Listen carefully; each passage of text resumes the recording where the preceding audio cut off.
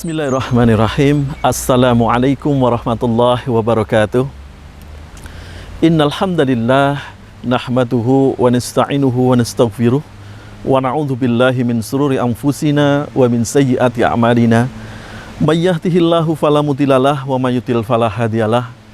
Asyhadu an la ilaha illallah wahdahu la syarikalah wa asyhadu anna Muhammadan abduhu wa rasuluh alladzi la nabiyya wa la rasula ba'dah. Allahumma sholli ala Muhammad wa ala alihi wa ashabihi wa man tabi'ahum bi ihsanin ila yaumiddin. Amma ba'd. Alhamdulillahirabbil alamin. Yang pertama, puji syukur mari kita panjatkan ke atas kehadiran Allah Azza wa Jalla, atas limpahan karunia nikmat, kesempatan, kesehatan yang telah Allah berikan kepada kita semuanya.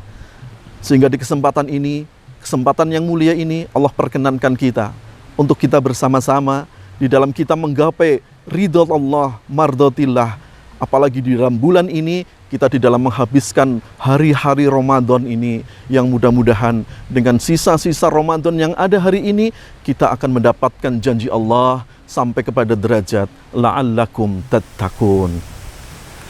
Hadirin yang berbahagia, generasi Islam merupakan generasi yang paling bermanfaat di setiap season usianya, di mana kita melihat bagaimana para generasi Islam pendahulu kita yang dididik langsung, digembleng langsung oleh beliaunya Rasulullah SAW. Mereka dengan sepeninggal Rasul bahkan sampai-sampai menjadikan bumi ini sepertiga mampu mereka kuasai. Bahkan ketika seorang yang butuh apapun datang ke Madinah, mereka akan bisa mendapatinya di sana.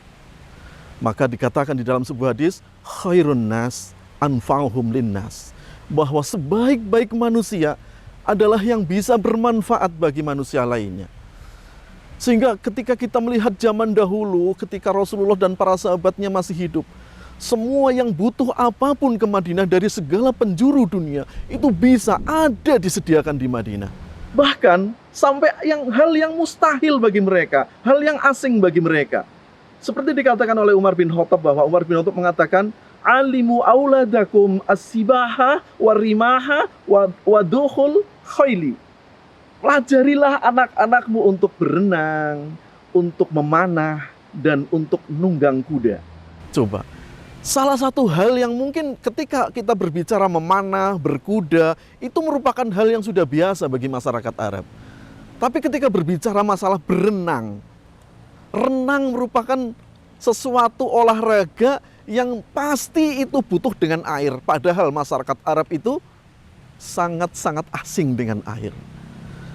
Tapi ternyata atas perintah dari Umar ini terbukti ketika pada zaman kekhalifahan Utsman bin Affan, mereka mempunyai pasukan laut, angkatan laut yang luar biasa, yang pada waktu itu mampu menumbangkan angkatan laut Romawi yang notabene pada waktu itu sebuah angkatan laut yang tidak akan bisa terkalahkan. Tapi nyatanya para angkatan laut umat Islam mampu mengalahkan angkatan laut Romawi yang kekuatannya sangat luar biasa.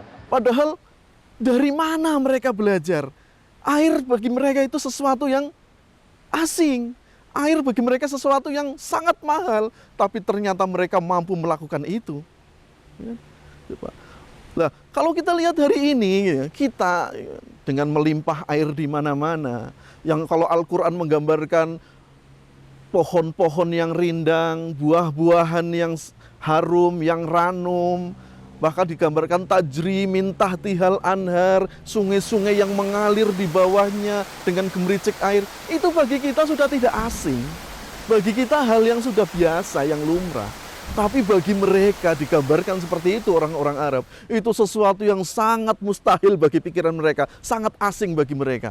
Oleh karena itu seharusnya kitalah itu yang paling berhak, dan seharusnya kita yang seharusnya itu lebih beriman kepada Al-Quran dari mereka.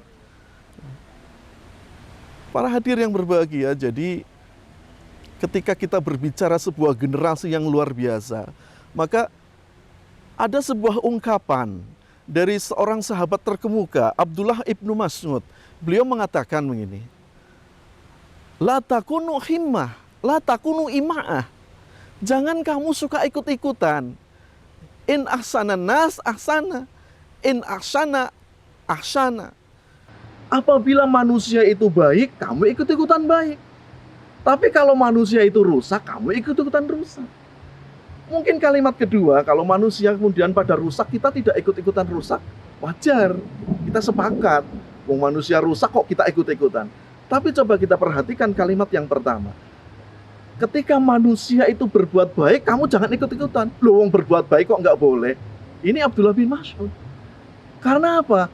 Para hadir yang berbahagia, ternyata sebuah kebaikan ketika kita hanya sekedar ikut-ikutan, maka itu akan sebentar lagi juga bubar, selesai. Hanya sebuah tren. Ketika kebaikan itu hanya mengikuti tren semata, yang namanya tren itu sebentar saja akan bubar, sebentar lagi akan selesai. Ketika semuanya bubar, ikut bubar. Tapi ketika kebaikan itu berawal dari sebuah konsep, sebuah manhaj, sebuah syariat, maka itu akan kekal kebaikan itu menuju kepada Allah. Tetapi kita melakukan kebaikan, orang beriman melakukan kebaikan, itu adalah karena konsep, karena manhaj, karena syariah. Sehingga ketika melakukan itu, maka itu merupakan sebuah hal yang berawal dan berasal dari pondasi dalam dirinya, yaitu pondasi keimanan. Sehingga itu yang akan menjadikan, membuahkan sebuah kekuatan yang luar biasa, yang tidak hanya sekedar ikut-ikutan kalau menurut orang awam.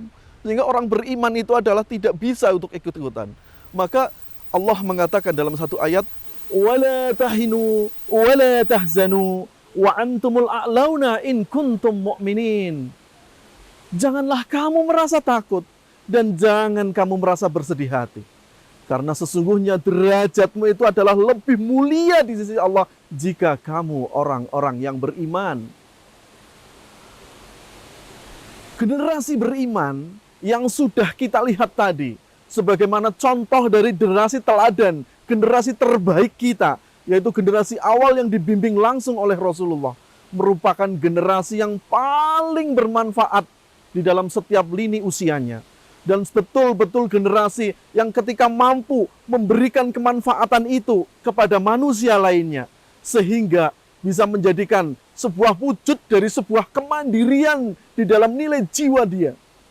Jiwanya betul-betul jiwa yang mandiri, kokoh, sehingga mampu meluapkan sebuah kemanfaatan bagi orang lain, bagi manusia juga. Maka pantas Rasulullah mengatakan, khairun nas anfa'uhum linnas. Sebaik-baik manusia itu adalah yang paling bermanfaat bagi manusia lainnya. Kita lihat, jadi ketika manusia itu mampu memberikan manfaat, mampu memberikan kemanfaatan kepada orang lain, otomatis jiwa yang sudah kokoh tadi, jiwa yang tertanam keimanan tadi, jiwa yang sudah tertanam dengan keislaman itu, jiwa yang terbentuk dengan la ilaha illallah, maka jiwa itu akan mampu menjadikan dirinya sebagai insan mandiri yang tidak tergantung kepada siapapun, hanya tergantung kepada Allah semata, sehingga mampu memberikan kontribusi dan mampu mencapai titik puncak kesuksesan di dalam dunia ini, bahkan sampai kesuksesan dunia akhirat, dunia wal akhirat. Rabbana atina fid dunya hasanah wa fil akhirati hasanah. Dunia juga baik, akhirat juga baik. Kebaikan dunia, kebaikan akhirat itu hanya akan dicapai dengan kekokohan jiwa, kemandirian jiwa itu yang tidak kebergantungan kepada siapapun kecuali hanya kebergantungan kepada Allah Azza wa Jalla. Sehingga dia itu mampu memberikan kontribusinya kepada dunia ini. Ini sudah terbukti para hadir yang berbahagia. Bagaimana para sahabat Rasul yang notabene dari kalangan manusia menengah ke bawah. Orang-orang biasa-biasa saja. Tapi ternyata yang manusia pada waktu itu menganggap bahwa kekuatan superpower dunia ada di kekuatan Romawi, ada di kekuatan Persia. Tetapi mereka mampu menumbangkan dua kekuatan superpower itu karena kemantapan jiwanya, kekokohan jiwanya, kemandirian di dalam jiwanya hanya tergantung kepada Allah. Sehingga itulah yang namanya kemuliaan di sisi Allah. Kemuliaan di sisi Allah bisa tercapai manakala ketergantungan hati kita, ketergantungan iman kita, ketergantungan apapun dalam diri kita hanya kepada Allah semata. Maka marilah para jamaah yang berbahagia, kita hadirkan di sisa-sisa Ramadan sekali lagi ini, di dalam akhir-akhir Ramadan ini, kita hadirkan suatu nuansa keimanan yang ada dalam diri kita, kekokohan dalam batin kita. Supaya apa? Supaya hati kita mampu hanya tergantung kepada Allah semata. Hanya mampu bergantung kepada zat yang Rabbul Izzati, zat yang mampu memberikan segala-galanya. Sehingga kemandirian dalam diri kita akan kokoh, kemandirian dalam hidup kita akan mampu menegak teguhkan kita mencapai kepada kesuksesan dunia wal akhirah. Billahi fisabilil haq. Mudah-mudahan ada manfaatnya. Kalau ada salah kurangnya, saya minta maaf. Subhanakallahumma wa bihamdik, asyhadu an la ilaha illa anta, astaghfiruka wa atubu ilaik. Wassalamualaikum warahmatullahi wabarakatuh.